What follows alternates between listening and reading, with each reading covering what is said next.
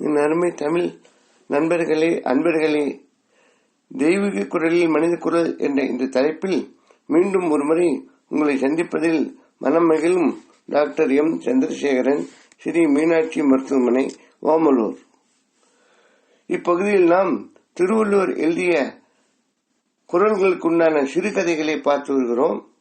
இக்கால மனித வாழ்வில் நடைபெறும் வாழ்வு நிகழ்வுகளை இக்கதைகளின் பொருள்களாக தந்துள்ளதால் திருவள்ளுவர் கருத்துக்கள் எக்காலமும் பொருந்தும் என்பதை உணரலாம். குறளின் கருத்தையும் கதையும் இணைந்து ரசிக்க கேட்டுக்கொள்கிறேன்.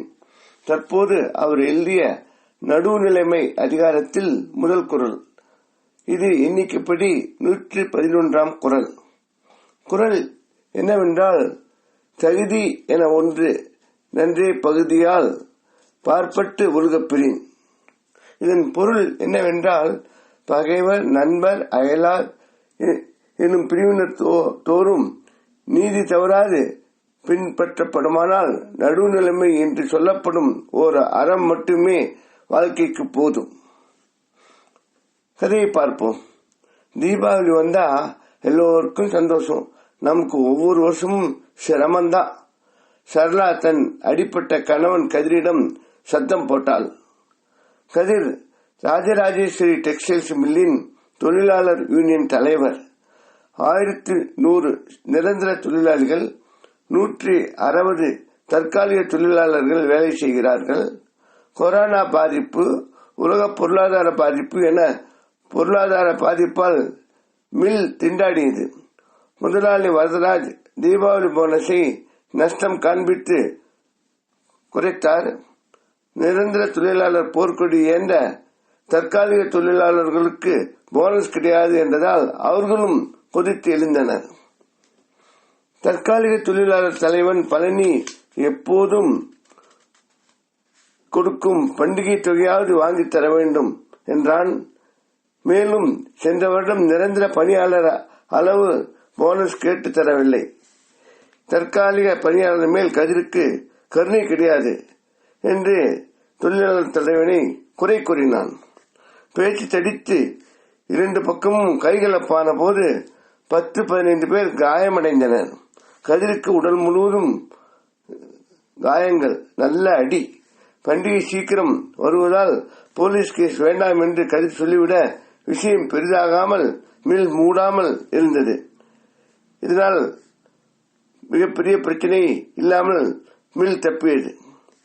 மறுநாள் பேச்சுவார்த்தைக்கு காயங்களுடன் சிரமத்துடன் கதிர் தோழர்களுடன் முதலாளியிடம் செல்ல, மில்லில் பிராந்தி குடித்துவிட்டு வந்த வேலை செய்த தற்காலிக தொழிலாளி ஒருவருக்கு மிஷினில் பலத்த அடிபட்டு மருத்துவமனைக்கு கொண்டு சென்றனர்.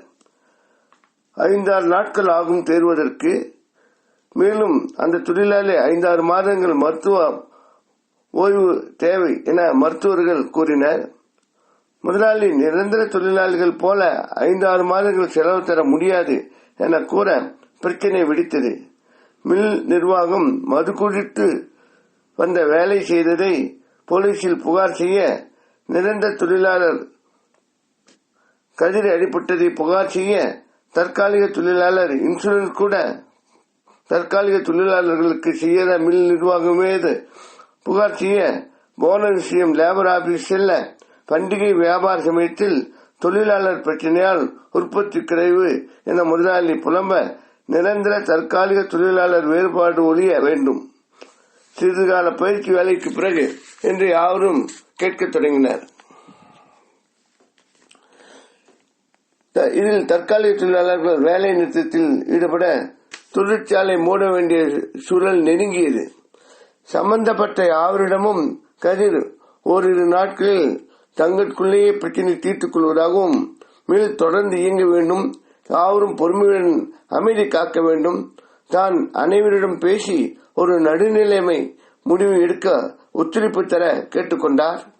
மில் மூடப்பட்டால் உண்டாகும் பூதாகரமான பிரச்சனைகள் நிர்வாகம் பக்கமும் தொழிலாளர் பக்கமும் பேசப்பட்டு வந்தது, உணரப்பட்டிருந்தது. 2 நாள் கழித்து கதிர் நடுநிலைமையாக சில கருத்துக்களை யாரும் ஏற்க சொன்னார்.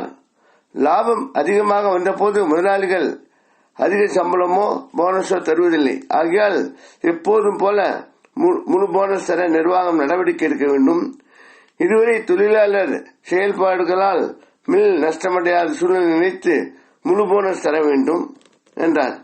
மது அருந்திவிட்டு வேலை செய்வது சட்டப்படி ஏற்க முடியாது. ஆனால் இன்சூரன்ஸ் தற்காலிக தொழிலாளருக்கு தராமல் நிர்வாகம் வைத்து அதை தொழிலாளரிடம் மறைத்தும் உள்ளது.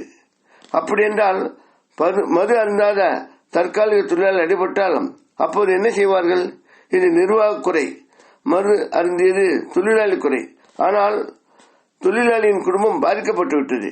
ஆகையால் இன்சூரன்ஸ் செய்திருந்தால் என்ன தொகை வருமோ அதில் 60% தொகை நிர்வாகம் பாதிக்கப்பட்ட தொழிலாளிக்கு அந்த தற்காலிக தொழிலாளிக்கு வழங்க வேண்டும். இனி யாவருக்கும் தவறாமல் இன்சூரன்ஸ் செய்ய வேண்டும்.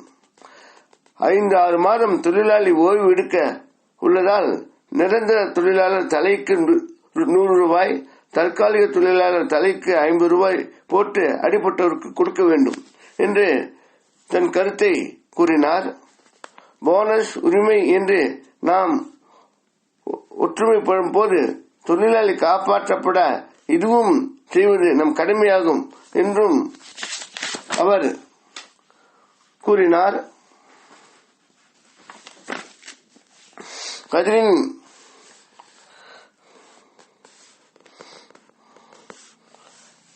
கதிரின் இந்த யோசனையை நிர்வாகமும் தொழிலாளர்களும் சிந்தித்தனர். நிர்வாகம் நம் ஒற்றுமை உணர்ந்து செயல்படும் என்று எதிர்பார்ப்பதாக கதிர் கூறினார். நான் அடிபட்டு சிரமத்தை மறந்து எனது சகோதரர்களின் அவசர செயல் என விட்டுவிடுகிறேன். அவர்கள் கொடுத்த புகார் வழக்குகளை வாபஸ் வாங்குவோம் என்று கூறினார். இதை செய்யும் போது எந்தெந்த செக்ஷனில் வேலை தேங்கி உற்பத்தி குறைந்ததோ அங்கு வேலையை திறமையாக செய்து உற்பத்தி குறைவில்லாமல் பார்த்துக் கொள்ள வேண்டும் என்று கேட்டுக்கொண்டார் கதிர். இந்த கருத்துக்களை பல கோணங்களில் யோசனை செய்த நிர்வாகம் தொழிலாளர்கள் எல்லோரும் இதுவே சரியான நடுநிலை தீர்வு என ஒத்துக்கொண்டனர். இல்லையெனில் மில் மூடப்படும் என்று ஒத்துப்போய் ஏற்றுக்கொண்டனர். கதிரை அனைவரும் பாராட்ட சரளாவும் பெருமையுடன் கணவனை பார்த்தால், நண்பர்களே, பழகியவர் பழகாதவர், நட்பு, பகை, உறவு, கடமை, பயம், ஏளனம் என்பவற்றை கொண்டு பிறரை அவர்கள் குணத்தை தேவைகளை அளவிடுதல் தவறான ஒன்று. பிறரை அவர்கள் வாழ்வின் கண்ணோட்டத்தில் தேவையில் கண்டு நல்லபடி முடிவுகள் எடுக்க வேண்டும். அதுவே முறையானது, அதுவே அறமாகும். இதனையே திருவள்ளுவர் இக்குறளில் வலியுறுத்துகிறார். இத்துடன் கதை முடிகிறது. வேறொரு குழுடன் அதன் கதையுடன் பொருளுடன் கருத்துடன் உங்களை சந்திக்க விரும்பும் டாக்டர் எம். சந்திரசேகரன், ஸ்ரீ மீனாட்சி மருத்துவமனை, ஓமலூர். இக்கதையில் வரும் படங்களும் நிகழ்வுகளும் கருத்தும் கற்பனையானவை, எதையும் யாரையும் குறிப்பிடுவன அல்ல. இக்கதையினை மற்றவருக்கு அனுப்பி இலக்கிய சேவை செய்திட கேட்டுக்கொள்கிறேன். தமிழ் சங்கம் வளர்த்து தமிழை வளர்த்த மனங்கவர் முருகன் அருளால் தமிழ் மேலும் வளர்ந்திட வேண்டி விடைபெறுகிறேன். வாழ்க தமிழ், வாழ்க திருவள்ளுவர், வாழ்க திருவள்ளுவர் எண்ணங்களும் செயல்களும். வணக்கம்.